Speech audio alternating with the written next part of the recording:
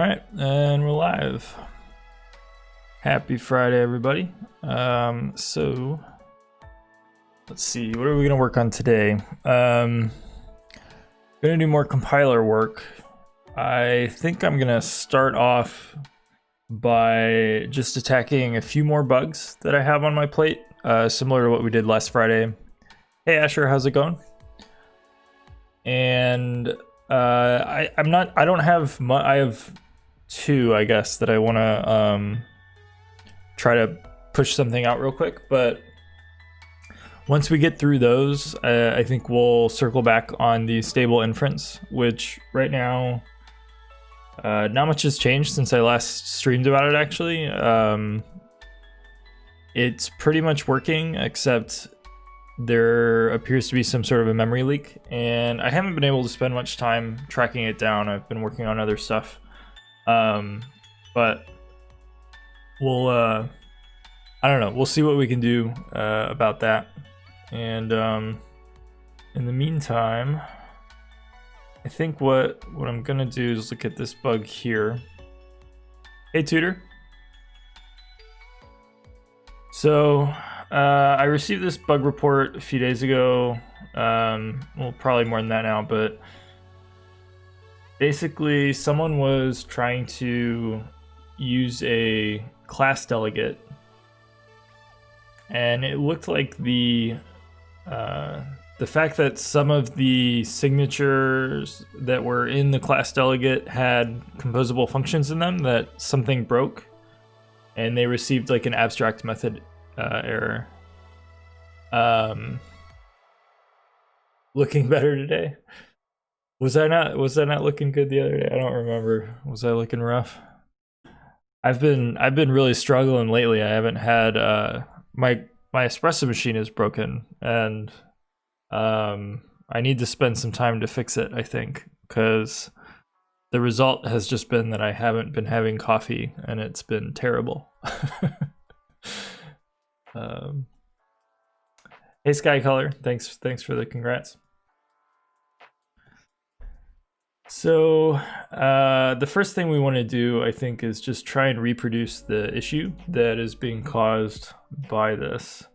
And this is probably enough for a repro because we kind of understand the type that it's using as a delegate, and we can probably replicate some of that. So let's go figure some of that out. I want to find the subcomposed measure scope.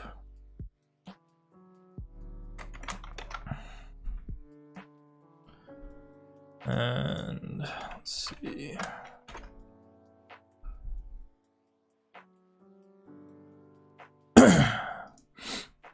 Okay, pretty basic. Just a single method interface here. So, but there's also measure scope, which is more significant.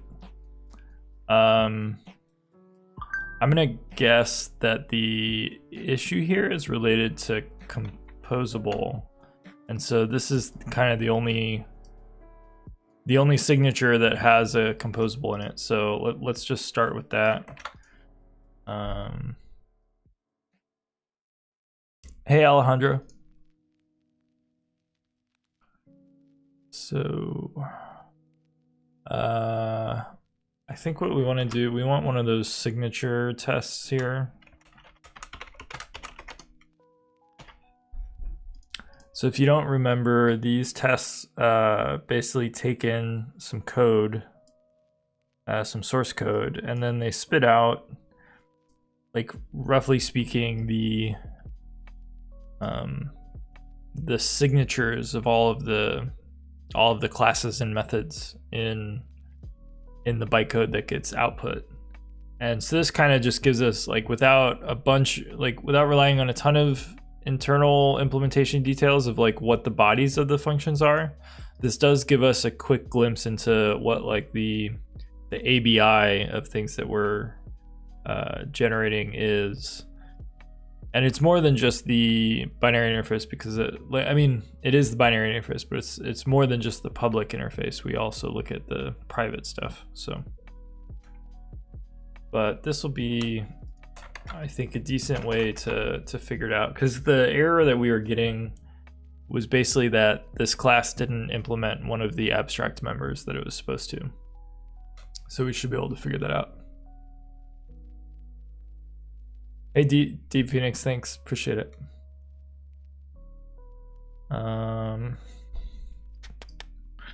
So what do we want to call this? I guess this is testing class delegates with composable methods.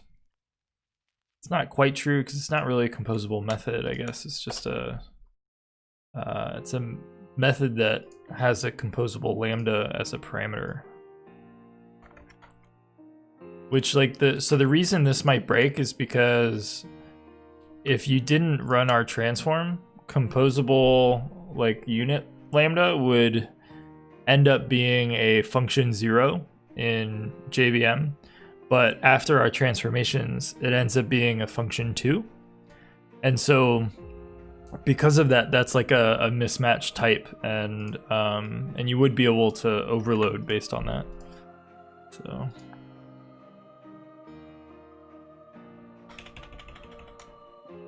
all right, I don't think we need any of this. And I'm gonna remove like the measure scope implementation just because it's I don't think that's what's causing the problem. If we can't reproduce anything, then we'll add it back in, I guess. And I don't think like list of measurable is the problem either, so I'm just gonna say like list of int. And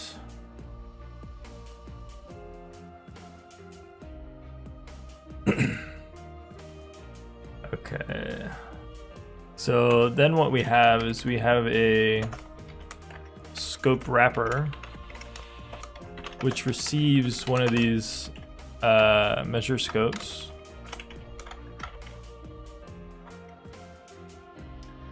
Oh, okay, so you know what, and also part of the weird thing here is wait, where are we going?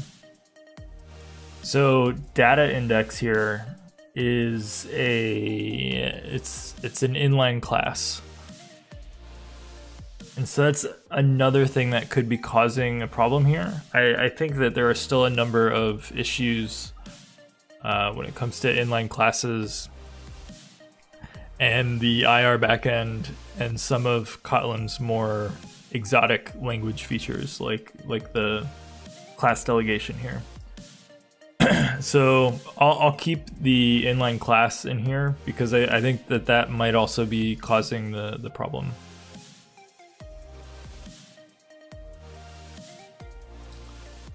So if we go, this is lazy for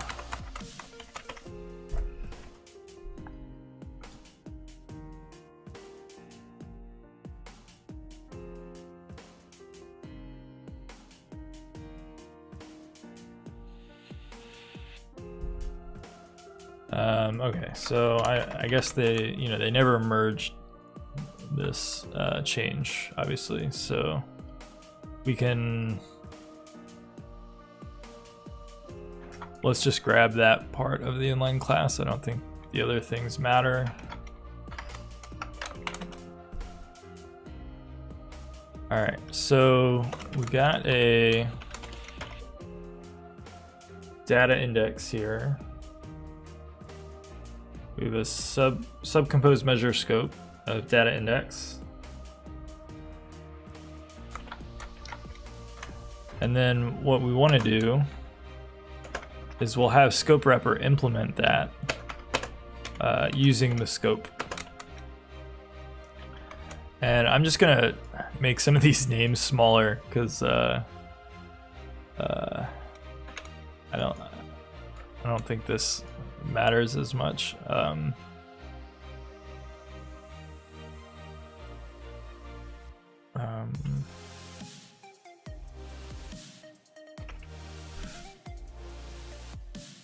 So this is a B of A. Inline value. Let's just name some of these a little bit appropriately, I guess. So that is our interface, and then call this A wrapper, which will implement A inline value by scope. And then I'm not sure it's important, but they are overriding the one value, which, like, I mean, that I guess really it's the measure scope thing that they want to override, because that makes it a little bit weird. Because if we're if this is a single interface method or single method interface, then like implementing it by delegation, but then overriding the only interface method, that's like a little bit backwards. So I'm just gonna add another interface here, just in case this is part of the weirdness.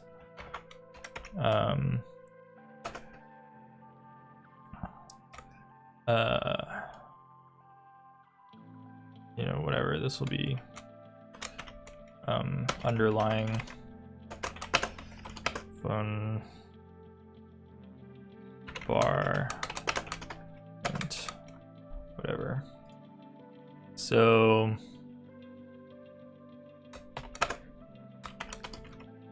A implements underlying, which means that the scope that comes in implements underlying, but we're saying that we're just going to implement all of this and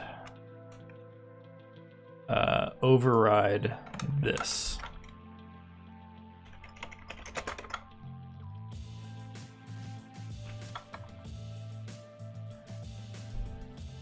And here it will be an inline value.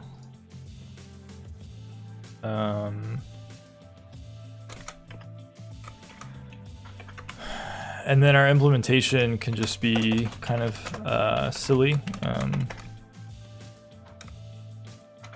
We'll just do that. Okay, so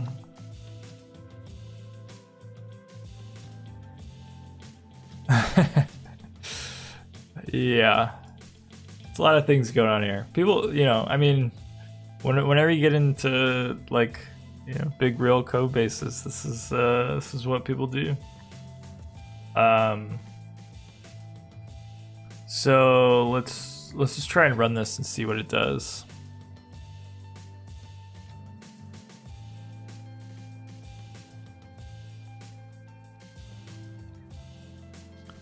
That might take a few minutes, I'm not sure. I just rebased recently, so. Anyone got any fun questions? Anything on your mind?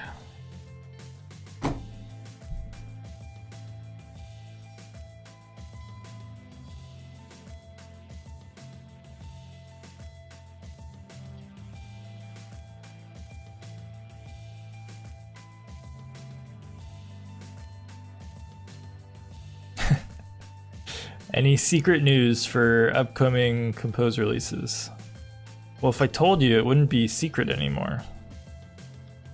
And that would kind of defeat the purpose.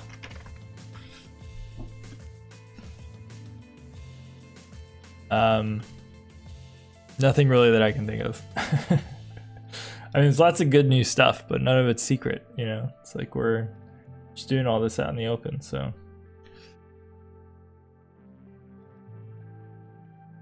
Hey, Danny.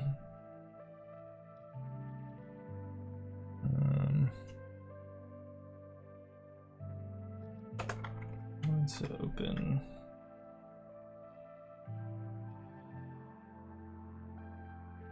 Danny asked promotion. Did I miss some news?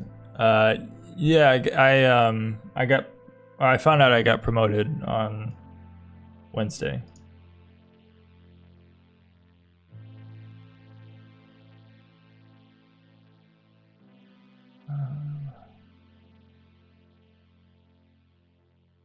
is weird. I can't find.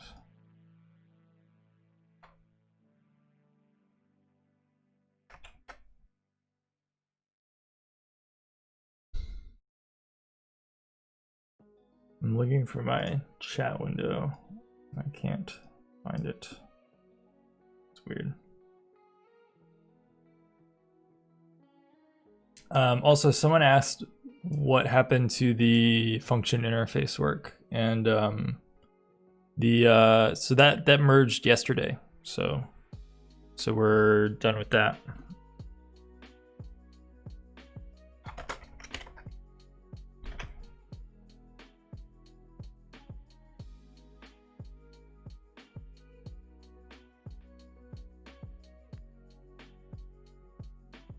Thanks, Danny.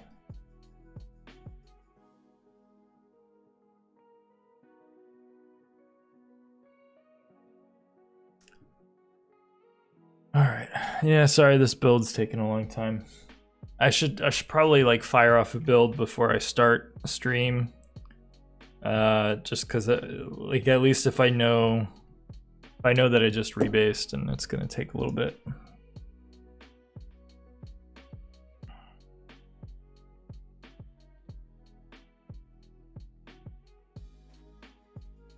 So we can look at some of the Sky Color says launch task is a better name than launch in composition.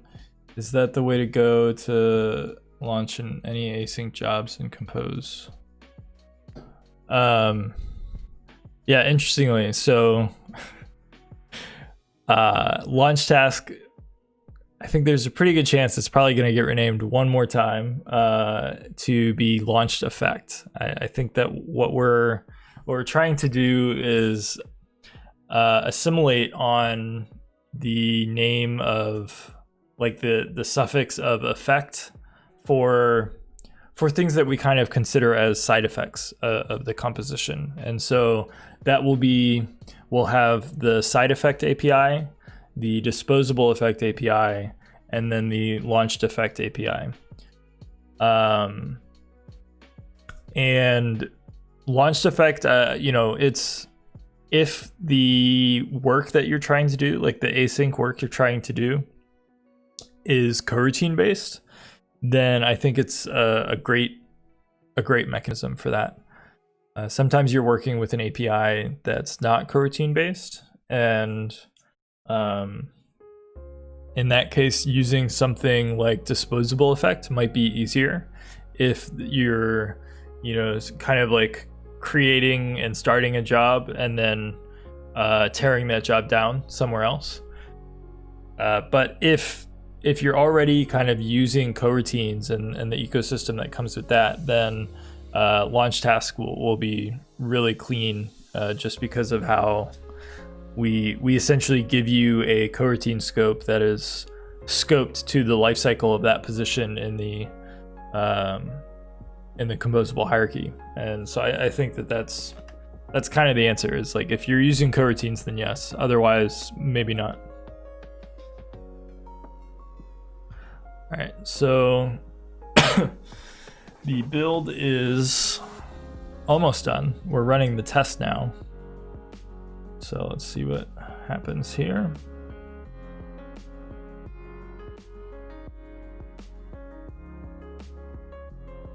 Okay, so let's see if this is what we would expect. The code above produces this public API. Okay, so the interface A is correctly using a function 2 here, which is what we expect. And okay, so that's interesting. So bridge.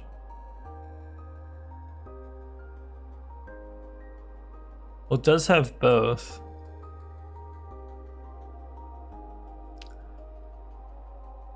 So what's interesting is that the interface has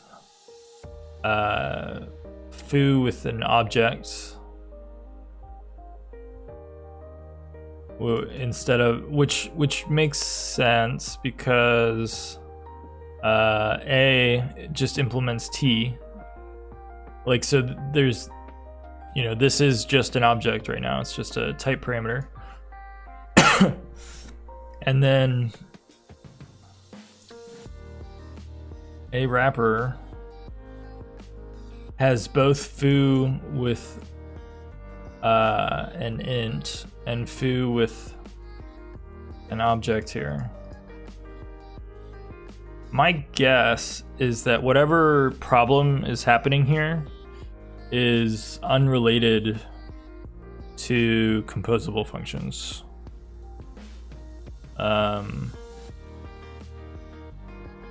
I think it's just an inline class issue. Still an issue though. So we should maybe figure out what's going on.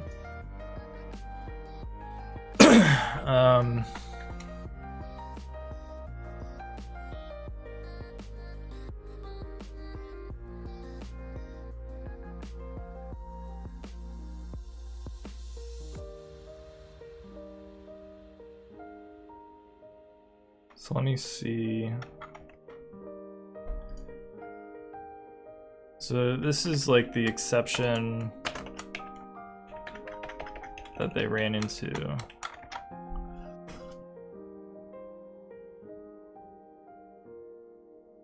So abstract method.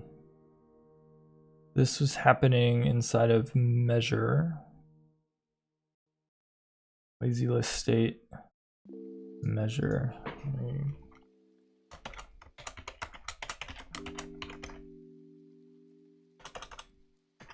Let's open that real quick.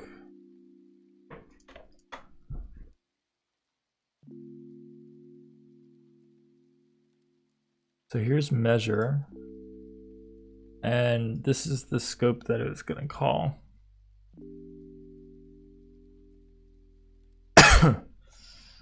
Okay, and then let me see what this does. So scope. Ugh. Okay, with scope. Oh, I see. So we basically want to find the subcompose call. I assume that's the problem.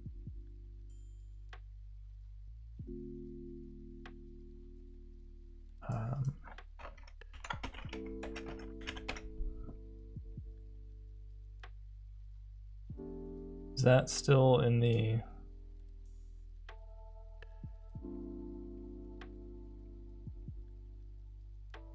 This is all one big function. Okay. So that's probably when it happens.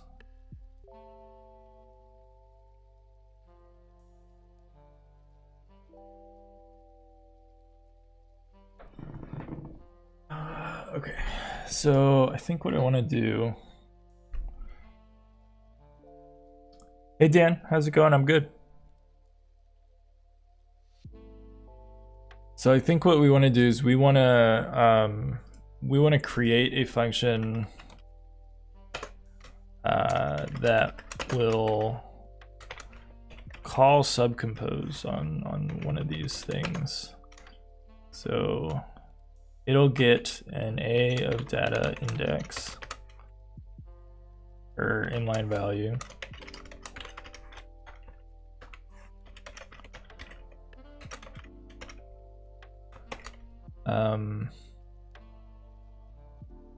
So I'm just going to pass in what's necessary here because that's just an easier way to deal with it. Let's say we've got an inline value and also content.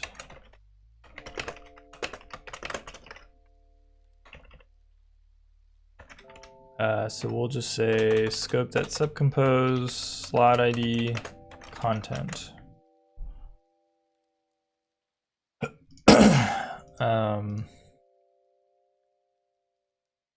And what I want to do is dump the output here.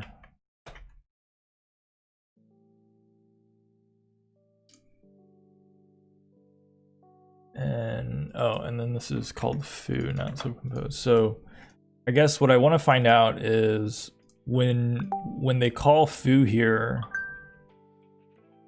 is it calling this inline class version, or is it calling this version with the boxed inline class? And I suspect that that's related to our problem.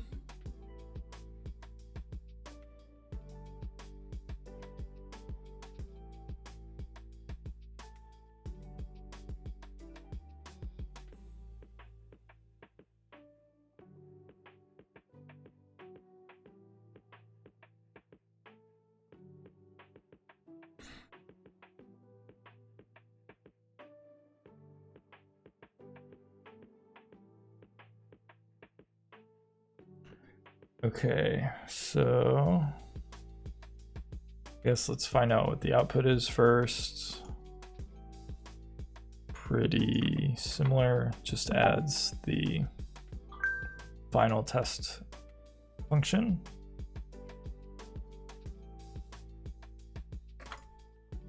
Oops.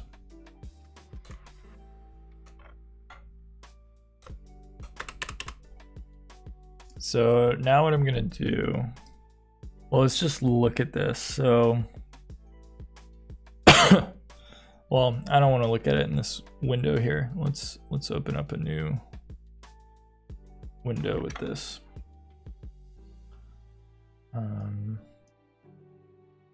So come on over to VS Code here. So down here on the bottom, we're gonna have this test function, which it's gonna receive an A, an int, which is this inline value, and then a function 2, which is this composable function. And okay, so we're gonna call a.foo with the boxed version of this. So we're gonna box the inline first, and yeah, call this. So I mean, this should exist on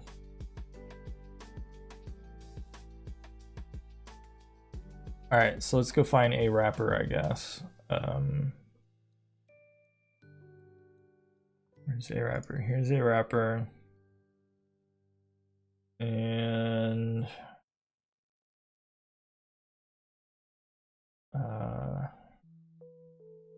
so this is the delegate stuff. So bar is the like underlying method, and this is where it generates this function to essentially call scope.bar instead.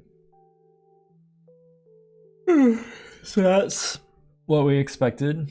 And so this is the inline variant that we don't want, or that won't be called directly at least. And okay, so this is the version of the method that has the actual body in it. This is where we're calling empty list and returning it. So what we expect is for this bridge function, which this is the one that'll get called, and it looks correct. So it's gonna unbox the inline class and then call itself, right?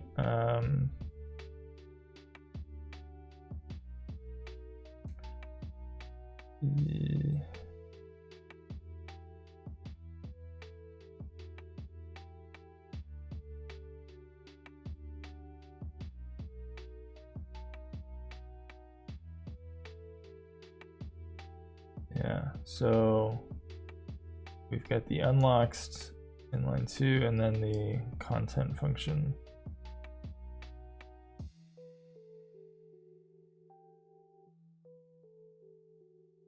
So I mean, this looks correct.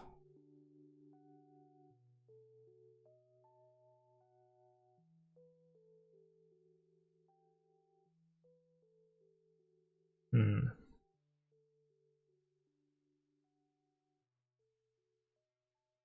not sure what to do here. There's nothing wrong that I can see.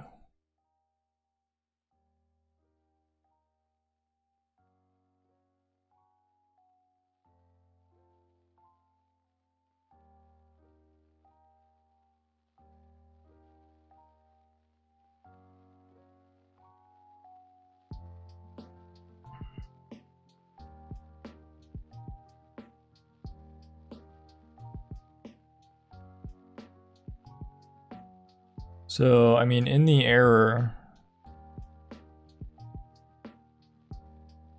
like this is the weird, I mean, it's not really saying anything about this abstract method. It just says there's an error. I'm not really sure what the error is. I mean, this looks like the right signature.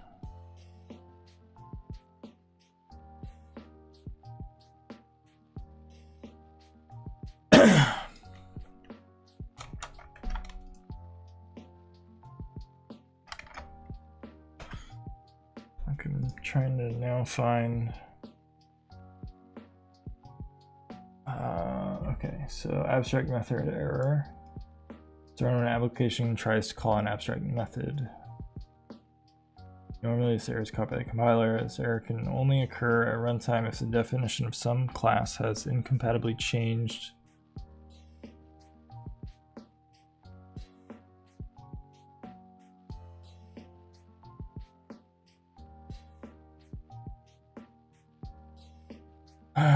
Well, that doesn't appear to be true. Let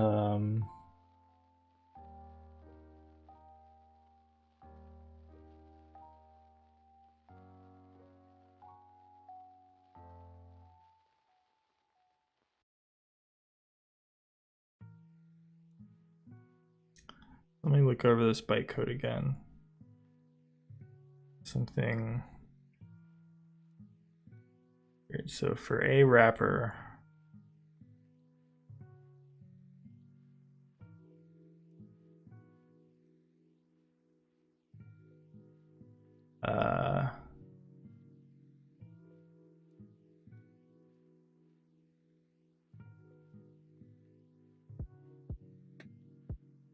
show us the bytecode. Oh, sorry.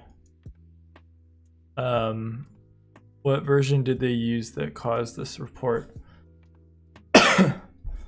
I mean, so this was this happened like in Compose UI. So they were using the Kotlin compiler that we have in the repo.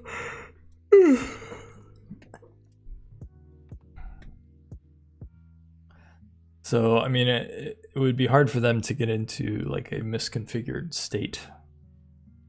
So I don't think that was it necessarily.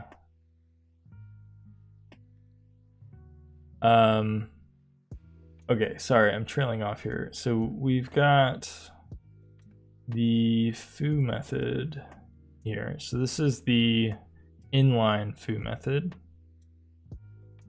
And it just, this is the body that we expect. And then the non-inline one. So this is calling, I mean, that looks right.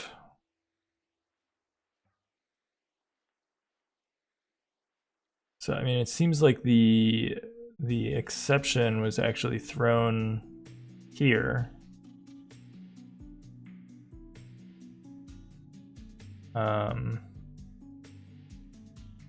Which may be the problem. So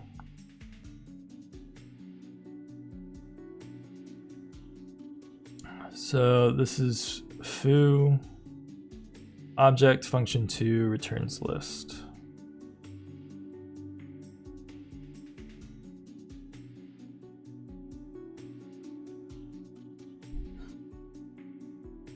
Yeah, I mean, everything here looks right.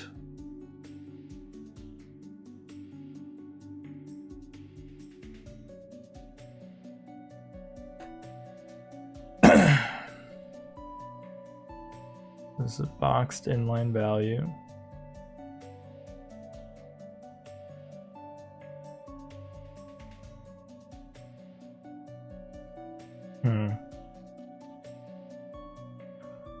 All right, I think I'm gonna ask for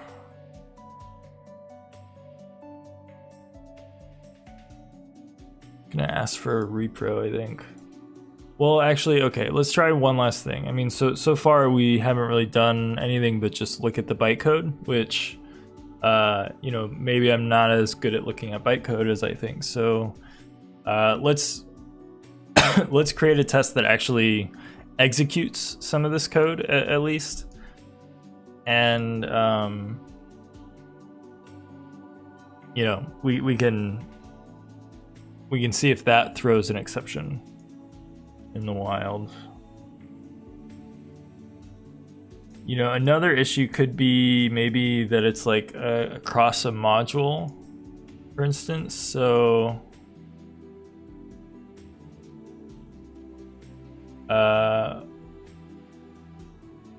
yeah, like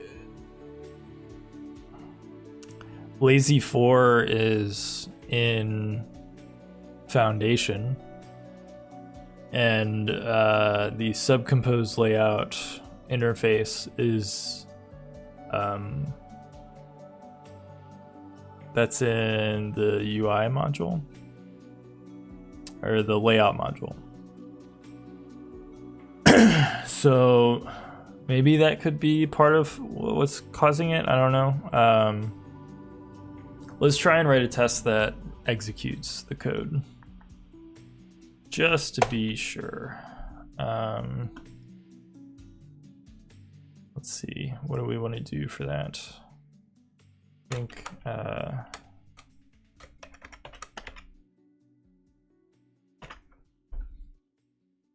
try some of these tests, and I'll have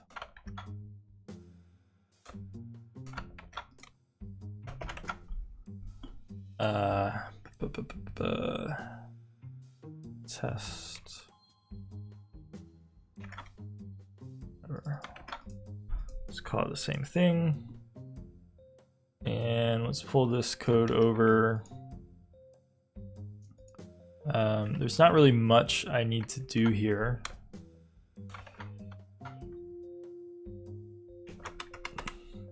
Like, I don't really need to assert on any result or anything. All I want to do is actually execute the code and see if we get an abstract method exception. So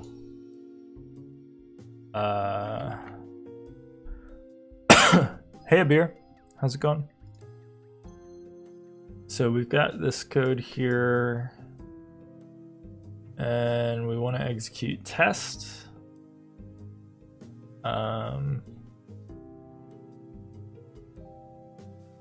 I guess we need to create one of these scopes. Test scope equals a wrapper.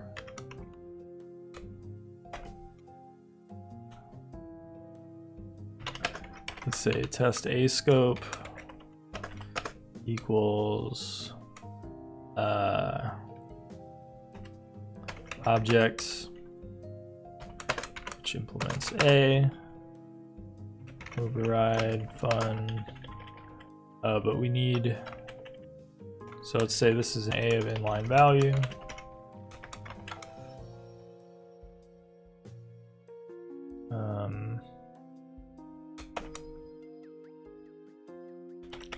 Slot ID, inline value.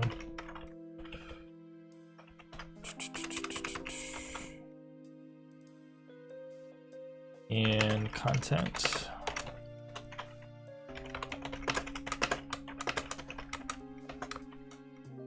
And then that returns a list of int, which again, we're just gonna say return empty list.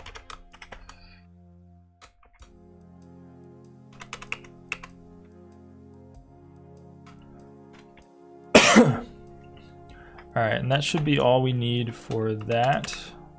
Actually, we need to override fun bar. So this one is pretty easy. We'll just say it returns 1, 2, 3. And then for here, let's say that test scope is an A wrapper scope that wraps test A scope. A little bit convoluted, but you know, whatever. So now what we want to do is we want to call the test function and we want to pass it in test scope a slot ID, which we'll just say is inline value of 1. And what else? And then content, which we'll just say is an empty lambda. All right. Let's see if this works. Don't need that.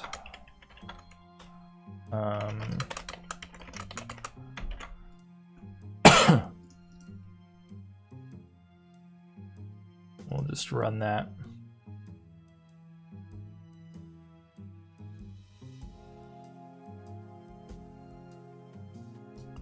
So Skycolor says, could be they had different versions of UI and Foundation compiled, and UI was calling the new version, but it found the old. That's my guess. I'm just not sure. I'm not sure why that would happen. I mean, it, like the dependencies here are set up correctly, like you know, and I don't know why it would be calling an old version. Like I feel like we would see an issue in like much less esoteric cases. Like this is, you know, using class delegates like doesn't happen very often, and the fact that this is where we saw the issue makes me think that there is actually some compiler bug here. Whether it's like our bug or just an IR bug or something. What does it want me to do here? It says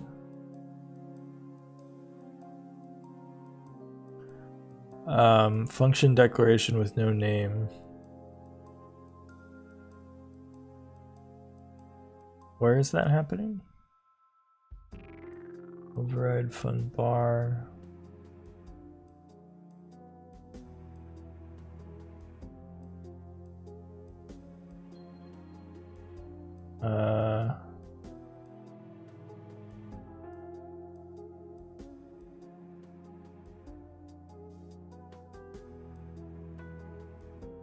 $79. Oh, thanks. Weird.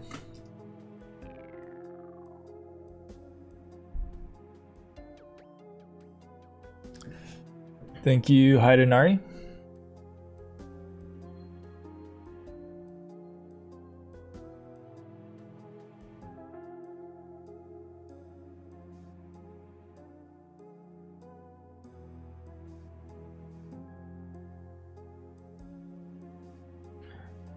Yeah, I think what was that Hidenari on YouTube, let me know. Appreciate it.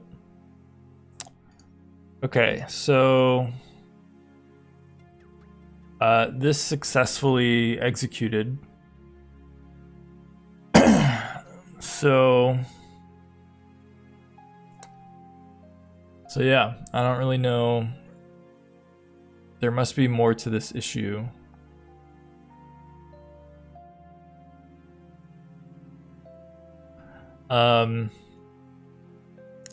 I'm gonna call it quits on this particular bug for the moment. I'm probably gonna go back to the person that reported it and just chat about maybe different ways we can try and reproduce it. But I don't see any kind of glaring issues here. Everything kind of looks like it's compiling correctly. So, all right. let's go to the next one.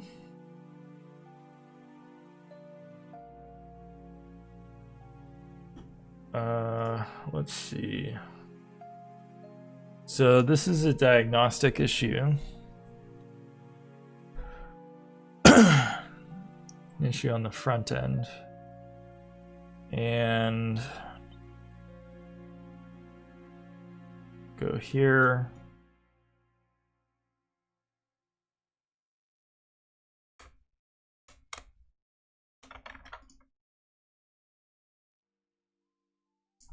Actually, before we do anything, I'm just gonna, since we spent a minute, building these tests, I'm just gonna commit and push these tests just so that I can pull them down later.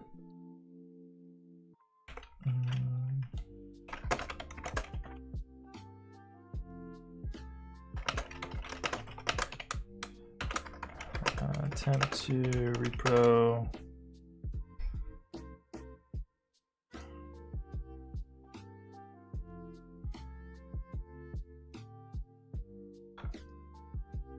Repo abstract. Method error.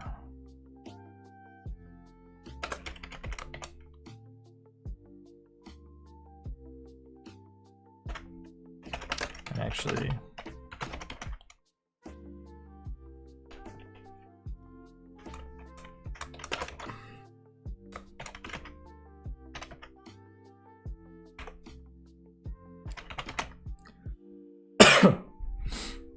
okay. So now that we have that one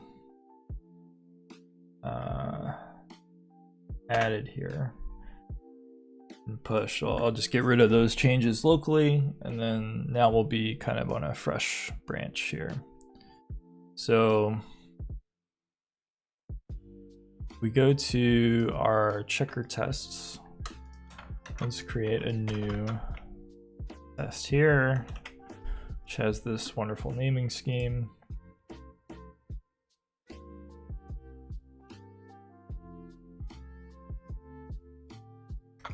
So basically the issue here was around a false positive for a try catch kind of thing that we're doing. So right now, I don't know if any of you have noticed this, but you can't use try catch when you're wrapping around a composable invocation.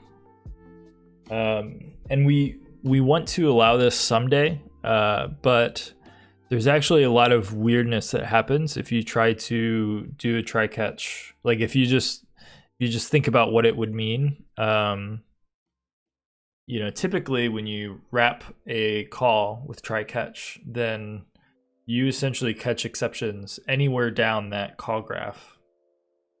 But for a composable invocation, it's a little bit weird because when you execute down that call graph, some of that execution can happen later, and there's like recompositions and stuff that might happen, and so there's all this like kind of later in time asynchronous sort of behavior of it that makes the contract of a try catch difficult to implement. And it is something that we want to implement, but we're just sort of giving us the room to implement that later by just preventing, like making it a compile error right now. So we've got some code in there that prevents it.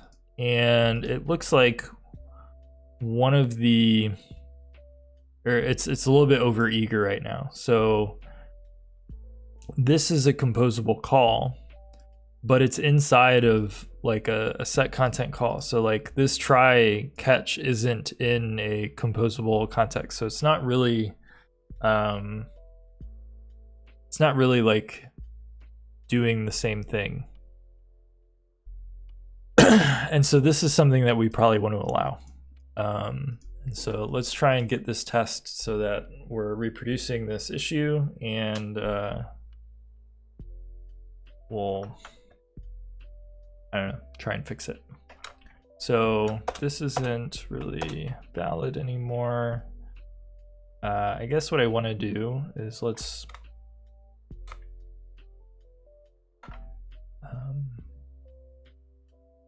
I need to import, yeah, okay, that's fine. Let's create a set content function which takes in a composable block here.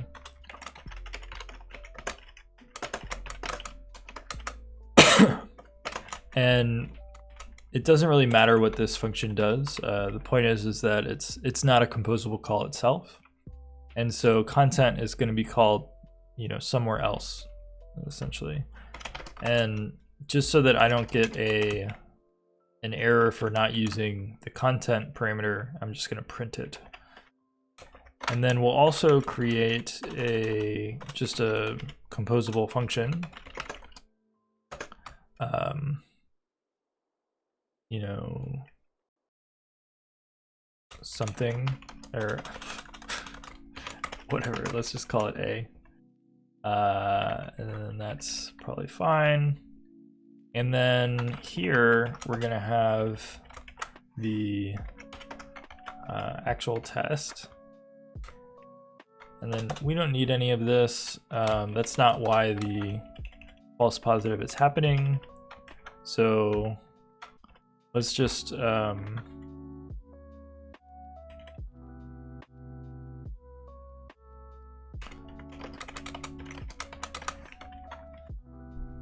we'll just do that, and set content here is good enough. So this should be safe because all that matters here is the calls that are sort of in like the sibling scope of the try. And this isn't a composable call. And so it doesn't matter if you wrote a composable lambda that contains a composable call. This is all that matters. And so I suspect this will give us the bug, and then we can figure out how to fix it. Oops.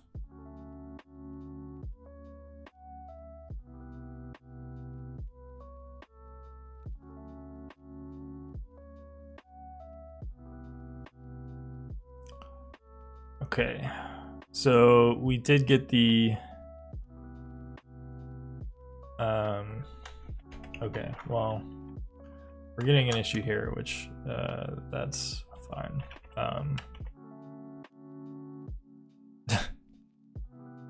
What is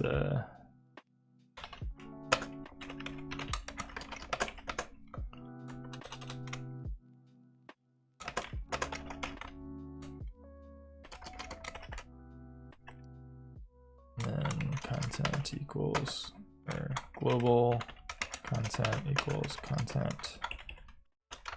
That's probably enough. I just don't want the noise of other diagnostics in this test. Like it's just this one that I'm trying to deal with. So as nonsensical as this code is, I'm just making it so that it's like warning free, essentially.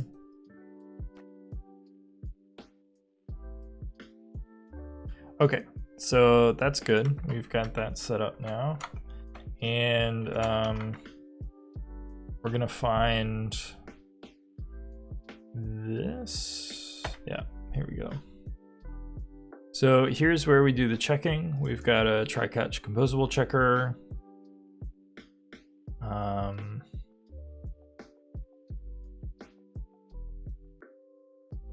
Okay. I see. So this is, I mean, this test here is like, I can see immediately why it's overeager. It just seems to walk up the tree like until it hits the root, which that's, you know, that's obviously a bit too much.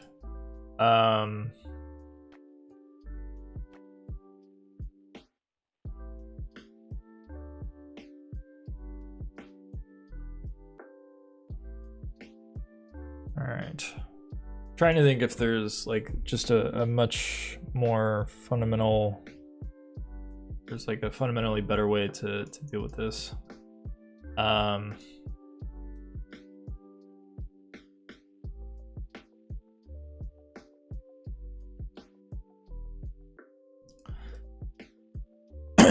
Like this is also running a lot.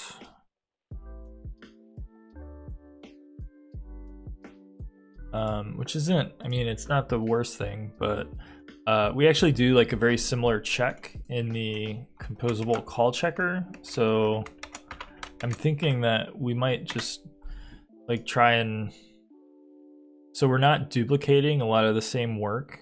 We already look at this call. Yeah.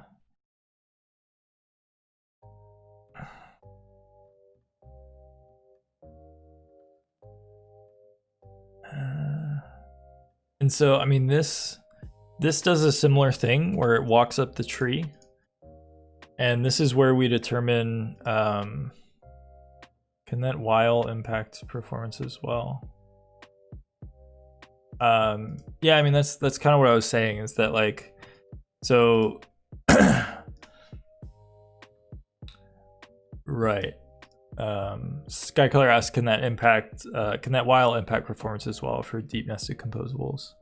And, you know, basically the answer is yes. Right now what this is doing is this is checking every single resolved call and then saying, okay, is this a composable invocation? And if it is, then walk all the way up the tree and ensure that you don't hit a try expression. What this checker is doing is it is very similarly for every single resolved call, it's saying, is this composable? And if it is, then walk up the tree. But it's also bailing out a lot earlier. So there's several situations where it will bail out, and so it won't always go all the way up to the root. And we do this to check, like this is how we verify that a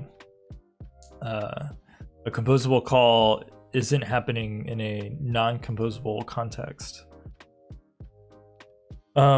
So this is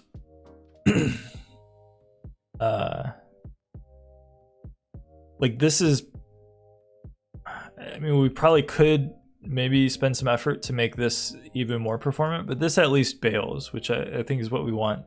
And since we're already doing all of this checking here, I think what I'm gonna do is I'm just gonna move this check over to that check, which, you know, seems pretty reasonable.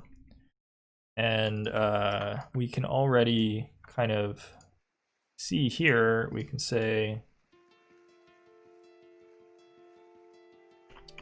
if it is a KT try expression, then we'll do something different.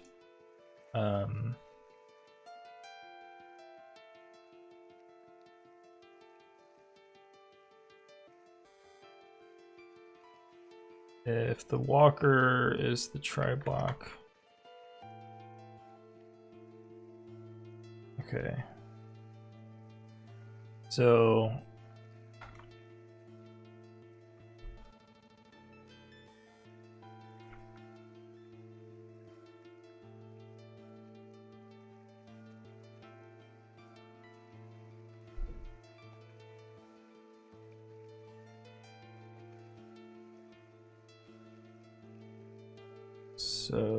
let's see.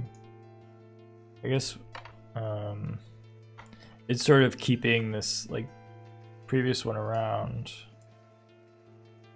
Let's figure out what we want to do here. So for one, we want to file this exception here.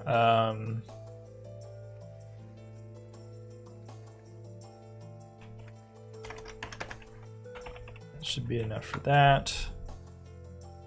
And then we should be able to say node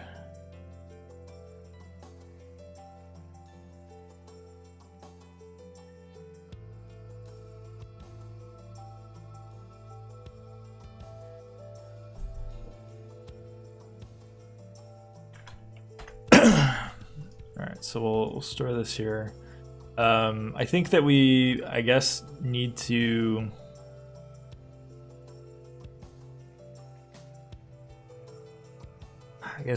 keep track of another node. It's like a little bit of a bummer. Oh, it's just, yeah, okay. Walker to parent.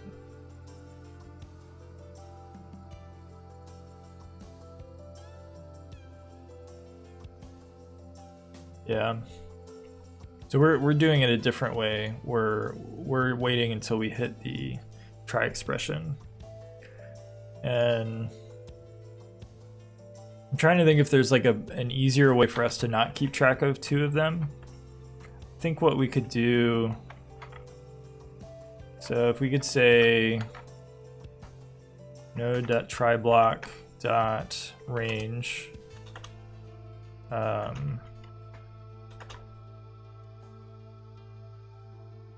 text range.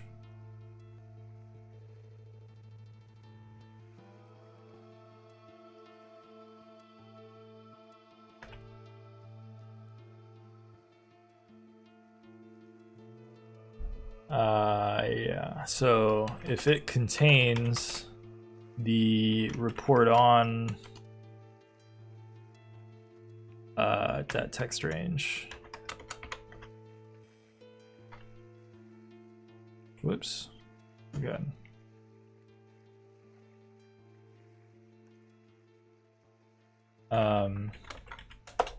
So that'll allow us to not keep track of two elements.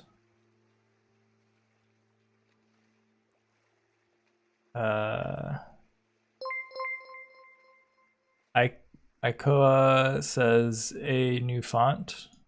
I don't think so. The same font, right? Or did I not notice? Did it change? I thought it was the same font. I didn't intentionally change any font. So basically what we're doing here is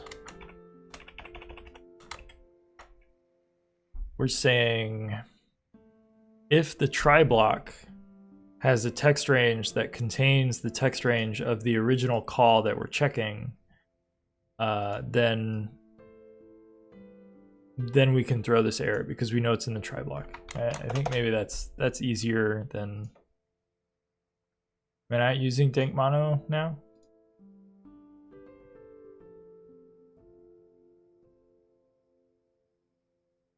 This is like funny. It looks the same to me, but I guess you're right.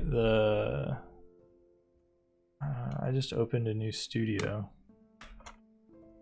This is a new version of Studio that I'm using, so maybe it's not using it for some reason. Editor font.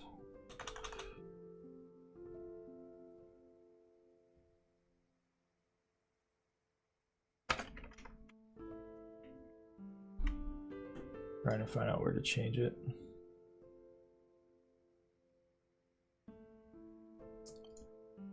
You go to editor font. Oh yeah, it's on mono now. Ink mono. Enable font ligatures. Apply. Okay. There. Now I'm back to Dank Mono. Thanks for pointing that out.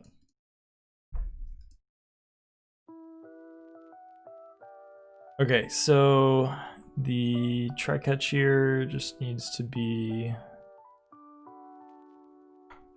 Why is this complaining? Oh, because it's nullable.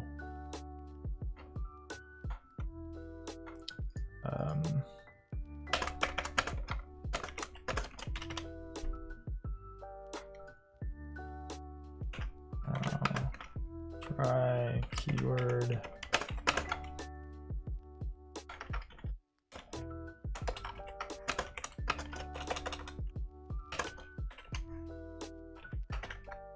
Sure, we'll do that.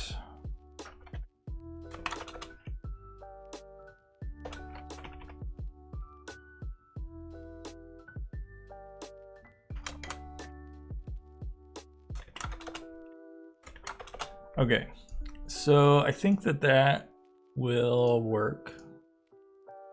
Let's go ahead and find out. Run this test. And so the only reason this would work, oh, but we need to, all right, well that's not gonna work because we're using this, we need to deactivate this plugin. So, where is it? It's here. So we'll turn that off and then run the test.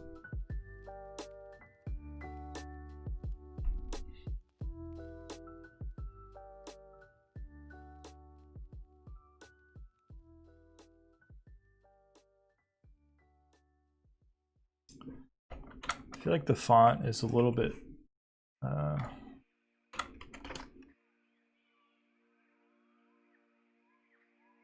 let's see, let's go to font. I think it needs to go up a size or two. What do you all think? Try 14. Okay.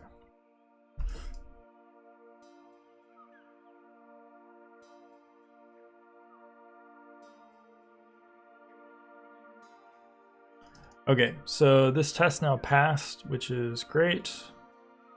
So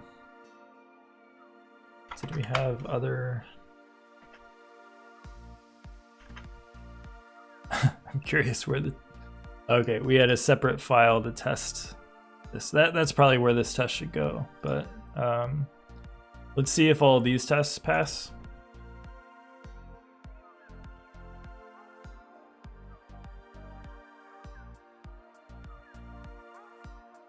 And so what I like about this change is that we were already traversing up the tree. And so this is just like, it's basically one extra instance of check and that's it. And so it's actually kind of nice to be able to get rid of this checker that we had here. So those tests pass. Let's move this test into that file since that seems appropriate.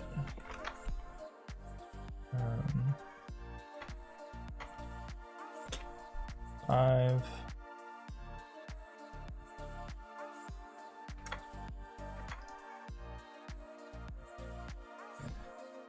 User temporarily suspended asks, "Do you like my username?" Well, it makes it a little bit hard to have a conversation with you when it's such a long name, but yeah, it's clever. Skycolor says, when viewing from phone, the font is super small. Yeah, that I believe. I mean, I can make the font bigger, but I worry that then it's like, it's too big for everyone else. I don't know. Is the font in VS Code decent on the phone? I'm using a pretty big font for VS Code, but I'm not doing like really active coding in it, so it makes it I guess it's not as big of a deal. I wonder how many people watch my stream from a phone. I wonder if there are analytics on that.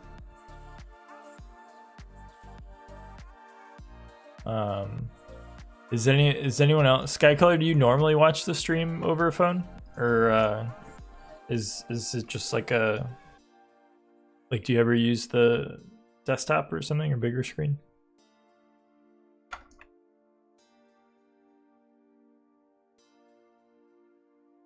Okay. I'm gonna delete this.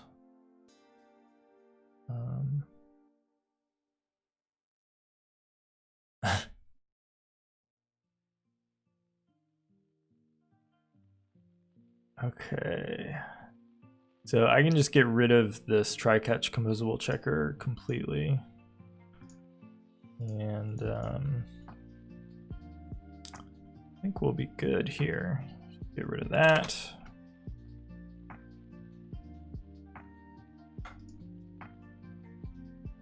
When I stream late, yeah, because yeah, it makes sense.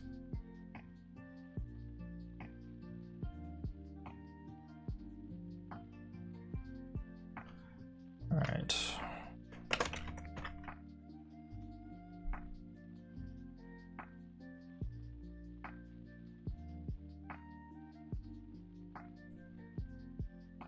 Let me see what the diff is here. So we added this block, which that seems reasonable. Move that. Yeah. Pretty simple diff here. So let's add all that.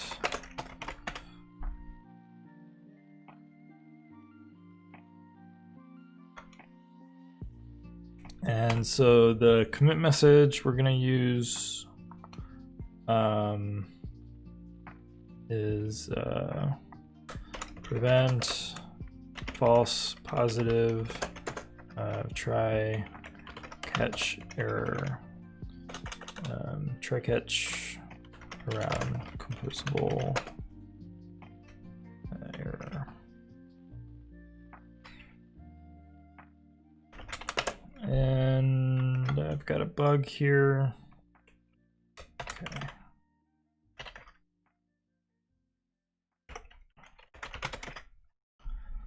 So we'll throw that up.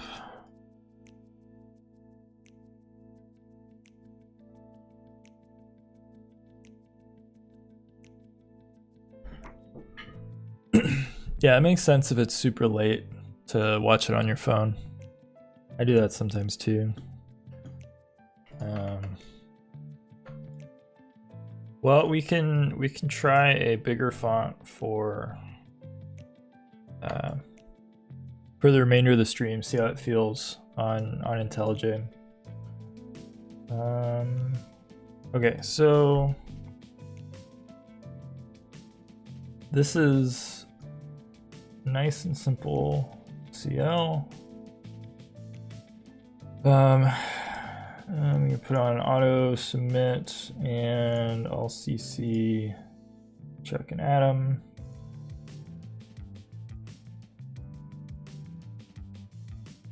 Works for me. Okay, so those were the two bugs that I kind of had on my list. Let me see if there are some other good ones here.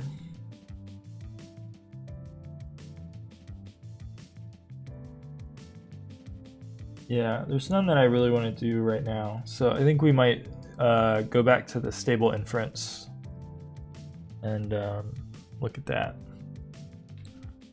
So let's go ahead and let's try changing the font real quick. See what it looks like. It might be too big for me if I do this. We'll see. Because like with VS Code, it's one thing because I don't really do like the bulk of my coding there. But let's see, we can make it a little bit bigger. How about that? Sky color, let me know if that seems better or not. Well, I'd hope it seems better. Let me know if you think it's like good enough. And then folks who aren't on the phone, let me know if you think it's like too big or anything like that.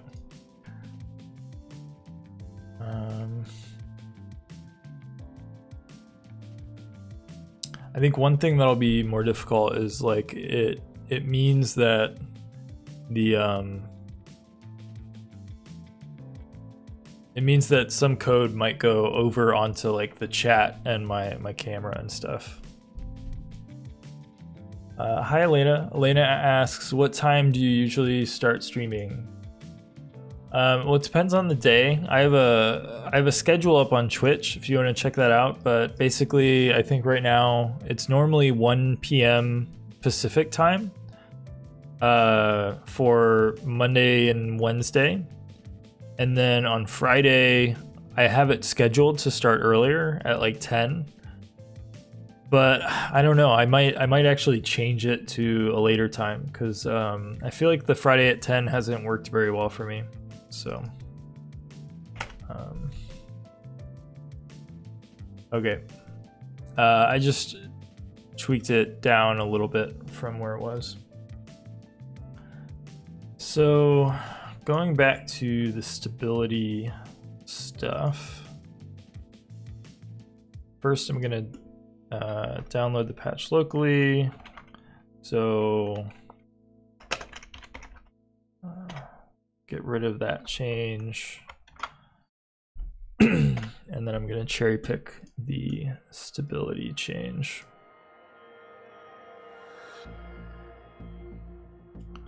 All right. Now if we go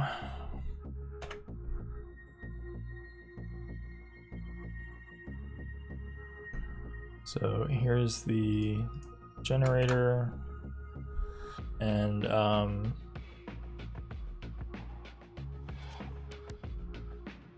it's interesting. I mean, it gets a little bit tricky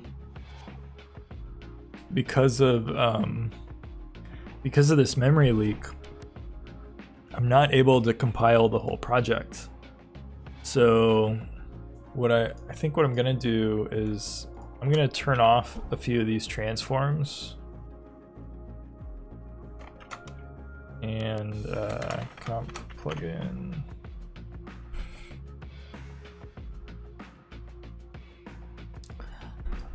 So I have this one turned off already.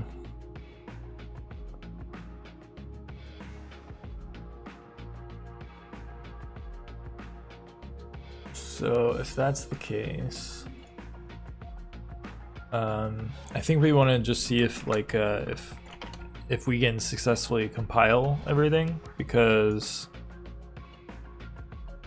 with the memory leak that I saw, it wasn't, if I had done a full compile on Compose UI with the transform and everything turned on, then I ended up hitting an out of memory error eventually. And so I want to avoid that. And actually, what I might do, I'm gonna make sure that I'm running on this version of the compiler. So I just did great_LW stop, and we'll restart that again.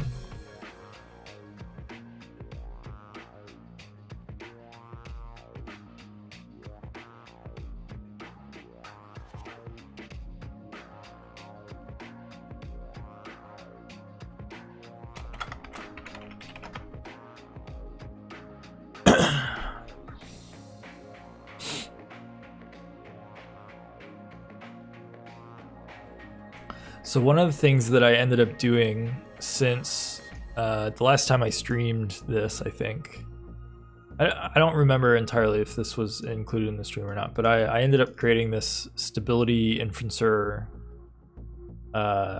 class, which the main reason I did that was because I started running into these unbound symbol errors that needed the plugin context in order to get to certain classes. And so I end up using this a few times. And that just became important. Which, I don't know, we could check to see if that is maybe the source of some of the leak. But one of my concerns is that this is creating a like the stability analysis that we're doing in the backend is creating a lot of like pretty deep nested calls because of how this works. And so I might add back the like memoization that we were doing for like a given type. And now that I have this stability inferencer class, that gives me like a pretty reasonable place to hang the like the map of those types, or like the cache. But I'm not sure. I'm not sure like what makes sense here. I mean, because you know, when you find a memory leak, I'm not sure the right thing to do is to create a cache that just ends up using more memory. But there is a lot of like, you know, it's possible that some of these other calls are just getting called so many times that it, you know, maybe some of them create there's some small memory leak elsewhere that we haven't hit so far that now we're hitting because we're calling this so often.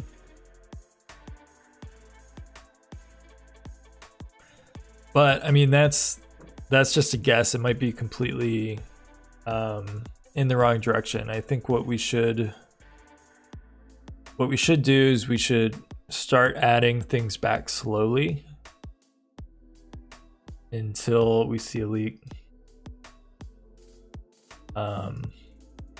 Yeah, Skycolor asks, how did you find the memory leak? Won't that also tell you what is being allocated a lot? Yeah, the problem is, so basically I'm just hitting out of memory errors when I try to compile like everything. And I tried to attach a memory profiler to try and figure it out, but I've been having a lot of trouble getting the memory profiler to correctly attach to the Kotlin process. And it's just been a huge pain. And so I think the approach that I'm going to take right now is to try and narrow it down a little bit. Since we have like a pretty simple, like this diff isn't that big, and we have a few knobs that we can turn something on or off to quickly basically find out if we're going to hit this out of memory or not. So that's my current approach. Just because I've had a ton of trouble now and in the past getting any of the profiling tools to connect to the Kotlin process.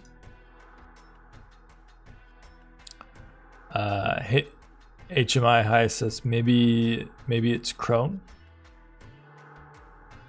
What do you mean by that? Or is that a joke? I'm not really sure. Sorry.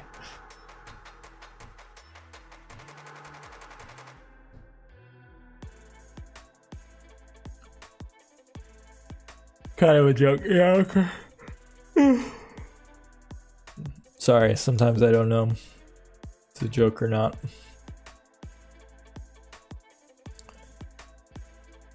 It sure does.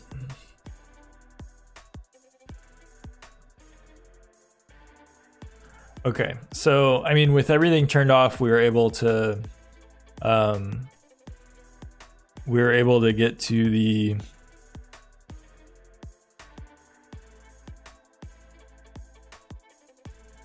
Skycolor asks, can Kotlin access the GC directly so you can log out a count of objects for each function call? I don't know, maybe.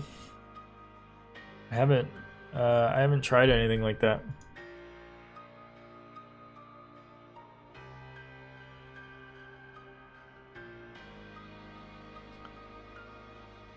What's the max heap size for the Gradle daemon? Not sure. Might be in.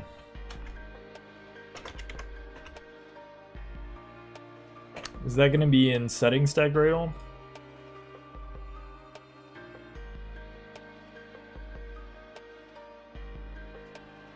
If you can tell me how to find it, I can try and look for it, but I don't know off the top of my head. Okay, so this compiled and test ran and everything like that. So that's good. So what I want to do, like one of the One of the things that I thought it was this class stability field serialization plugin, because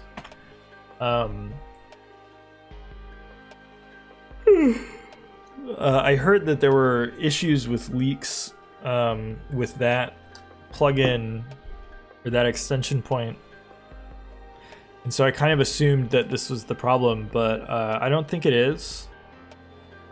And so I think that we can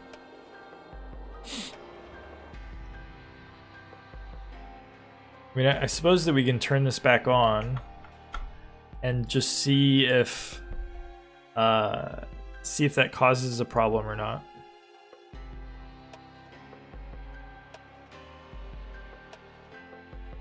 I'm gonna again stop Gradle.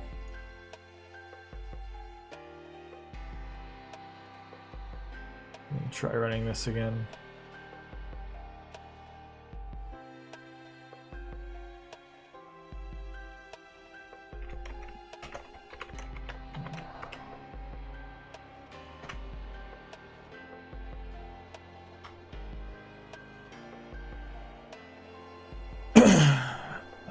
It looks like we're using 8 gigabytes as the max heap size.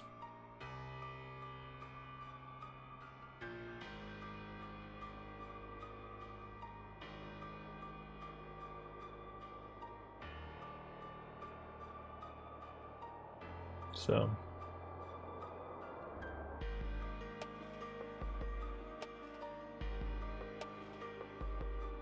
let's see. So I just turned this back on, and I mean this plugin itself should be causing very little memory footprint. I mean, it's basically, you know, it does nothing but flip it in. It has no state, any of that. So, I mean, what could be happening is that this plugin has a side effect which is causing memory leak, because it's flipping the has annotations flag to true for a bunch of things. Okay, well, so it just successfully compiled very quickly, which means that I'm hitting the Gradle cache, which isn't really verifying anything for us.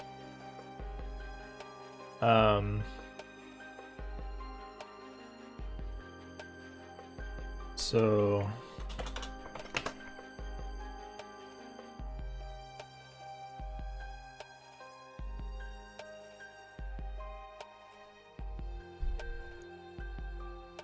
I guess what I'm gonna do instead is I'm gonna clear the build directory and then try doing this again.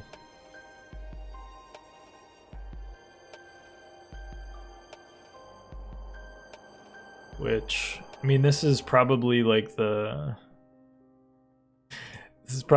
worst stream content to, the worst coding to stream, because it's just me inflicting incredibly long builds on myself and kind of flying blind. So I kind of regret having this be one of the things that we're doing on here at all. It doesn't seem like the right thing.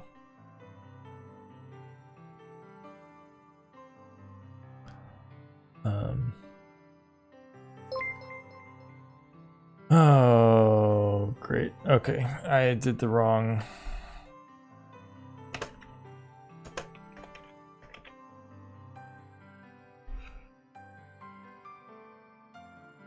I don't care. Sorry.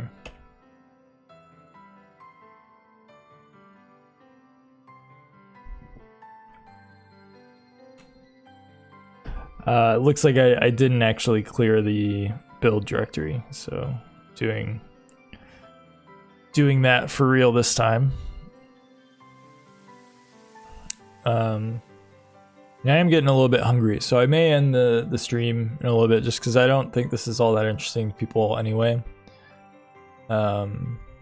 Maybe I'll you know, if I make any progress, maybe I'll come back on later today, something like that. But I don't know. Any last minute questions from anyone before I sign off here?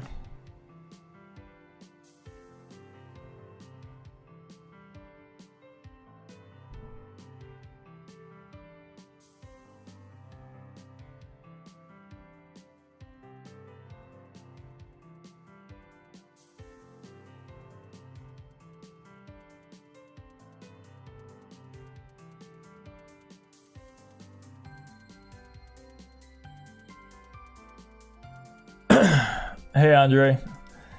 Yeah, I think I'm gonna sign off soon because right now I'm just I'm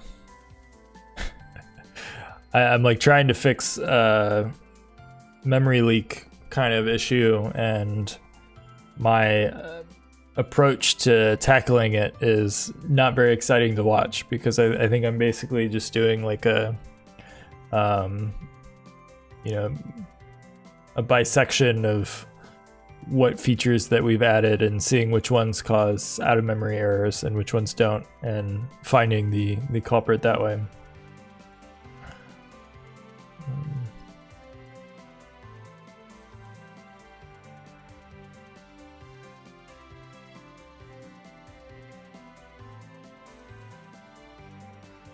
All right.